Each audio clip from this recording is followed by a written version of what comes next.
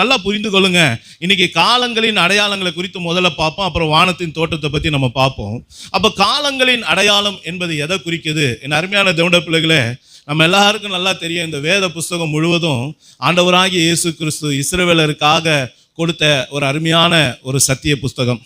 அப்போ இந்த புத்தகம் யாருக்கு கொடுக்கப்பட்டு இருக்கிறதோ அவர்களுடைய காரியத்தை நீங்களும் நானும் நிதானித்து பார்த்தாதான் அதனுடைய ரகசியம் வெளிப்படும். நல்லா புரிந்து கொள்ளுங்க. இஸ்ரவேல் தான் உலகத்தினுடைய கால கடிகாரம் என்று எல்லாருமே சொல்லுவாங்க.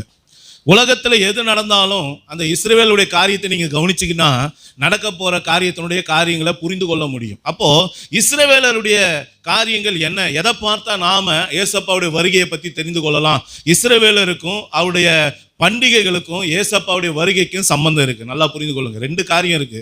ஒன்று, இஸ்ரவேலருடைய பண்டிகைக்கும் ஏசப்பாவுடைய வருகைக்கும் சம்பந்தம் இருக்கு.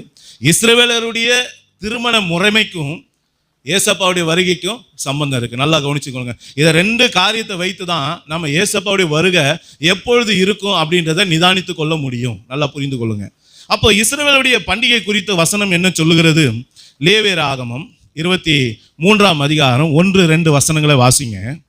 பின்னும் கர்த்தர் மோசேயை நோக்கி, நீர் இஸ்ரவேல் புத்திரரோடே சொல்ல வேண்டியது என்னவென்றால் சபை கூடி வந்து பரிசுத்த நாட்களாக ஆசாரிக்கும்படி நீங்கள் கூற வேண்டிய கர்த்தருடைய பண்டிகை கர்த்தருடைய பண்டிகையின் நாட்களாவன அப்படின்னு சொல்றாரு. நல்லா கவனிச்சுங்க.